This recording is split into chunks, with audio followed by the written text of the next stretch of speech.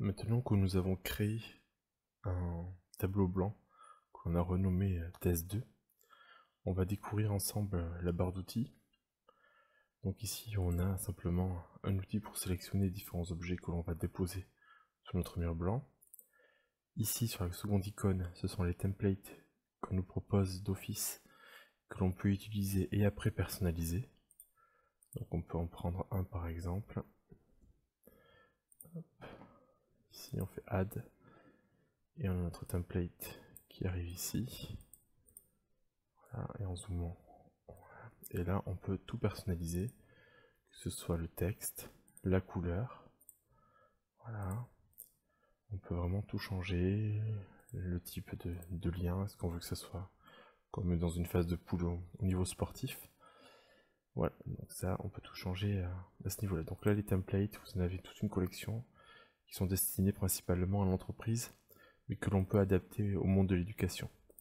Si j'ai envie de rajouter une zone de texte, je clique sur la troisième icône, je fais un encadré, je tape là mon texte, test, voilà.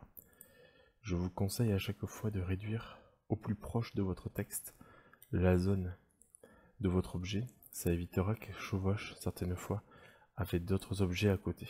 Voilà, c'est plus pratique.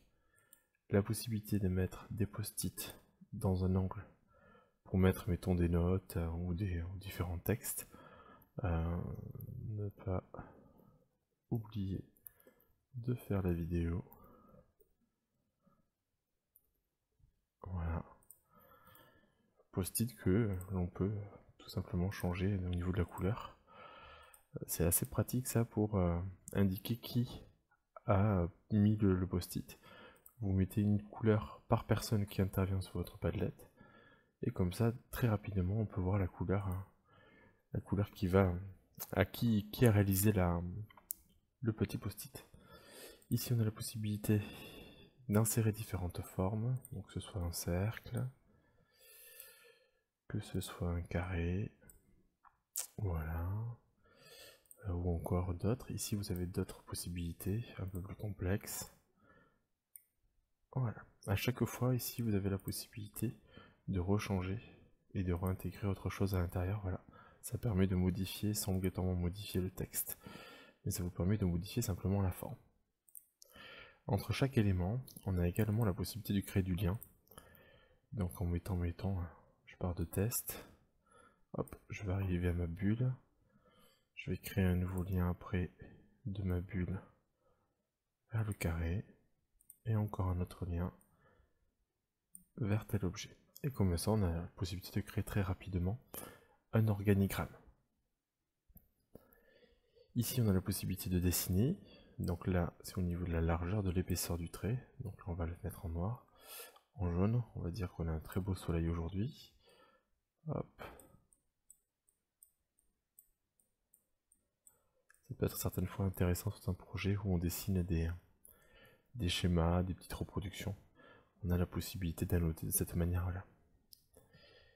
Ici, on a la possibilité de commenter. Donc j'ai la possibilité de cliquer sur mon objet et de dire, mettons, à revoir. Voilà. Et donc je vais avoir ici, vous voyez, Guigui Bébert, à revoir. J'ai la possibilité de mettre une couleur bien précise en fonction de la couleur choisie, comme pour les post-it. Donc ça, il faut se mettre d'accord quand on construit notre mur blanc. Et après, les autres personnes peuvent me répondre en cliquant directement sur Guigui Bébert, voilà, où ils font arrobase, et ils vont trouver mon nom qui va apparaître, ils vont me répondre. Une fois que la discussion est arrivée à son terme, on a la possibilité d'enlever la discussion, parce que autrement elle apparaît comme ça. On peut l'enlever en marquant comme quoi elle est résolue. Et là, elle disparaît d'un coup. Ici, on va faire une vidéo juste après, je veux juste vous montrer qu'on a la possibilité certaines fois d'intégrer directement des iframes à l'intérieur même de la page. Donc ça, c'est la même chose que sur n'importe quel Geniali, vous trouvez toujours cette possibilité là, mais aussi une fonction qui est assez intéressante, je trouve, c'est de faire des captures de pages web. Donc je clique, il me demande l'adresse du site. Donc là je vais mettre celle de l'académie. Je fais OK. Et là il va charger automatiquement une capture d'écran du site académique. Alors c'est sympa certaines fois pour faire très rapidement des recherches. On prend ces captures d'écran, on les met tous sur le mur comme forme d'un Padlet. Et voilà. Et donc aujourd'hui, à 22h18, on a cette page d'accueil sur le site académique. Soit on la garde telle quelle, soit on a la possibilité ici de la réactualiser. Donc on va demander au site, à Miro, de repartir rechercher une nouvelle capture d'écran. Soit on garde celle-ci, soit on va en rechercher une nouvelle. Donc je trouve ça assez intéressant, surtout qu'après vous voyez, vous pouvez très bien à chaque fois modifier leur emplacement, changer la taille, si on a envie qu'elles soient toutes petites et qu'elles prennent pas beaucoup de place, et après les agrandir pour avoir une meilleure lecture. On a vraiment cette possibilité là. Vu que c'est un outil collaboratif, donc on a la possibilité de travailler avec différentes personnes. Ici on a différents outils, donc c'est bon, diapositive on le verra dans une vidéo après. Et là on a la possibilité donc de commenter, donc là on a l'historique des commentaires et des notes que l'on a déposées sur le drapeau. On a aussi la possibilité d'avoir un chat, donc une messagerie en même temps que l'on travaille. Si on travaille à distance, on a la possibilité d'échanger directement et d'avoir une trace, ce qui est assez pratique. J'ai aussi la possibilité de partager mon écran, donc certaines fois j'invite des personnes du groupe et je vais partager mon écran pour leur expliquer comme une genre de visioconférence, pour leur expliquer, mettons, l'organigramme, comment ça se passe. Ça peut être intéressant certaines fois pour lancer un projet en distanciel, d'inviter les gens sur le mur blanc et de leur présenter où en est notre réflexion.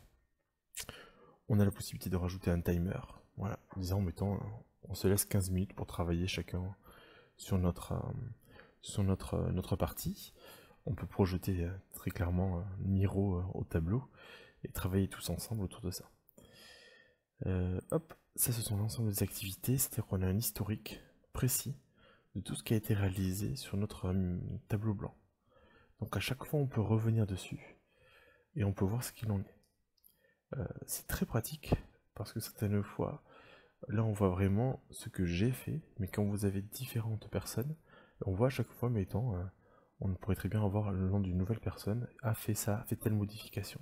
Et comme ça on sait exactement quelle modification a été faite par qui. Donc ça c'est vraiment un outil très intéressant dans le suivi du travail et de voir un peu dans la répartition des tâches. On a également un outil qui fait peut-être doublon avec des logiciels de carte mentale, mais que je trouve plutôt fonctionnel, donc MindMap.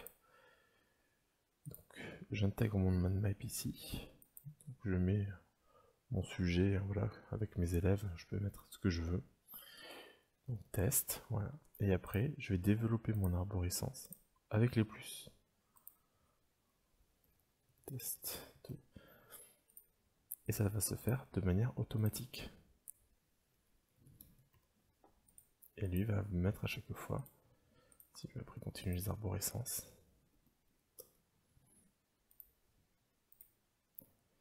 Voilà.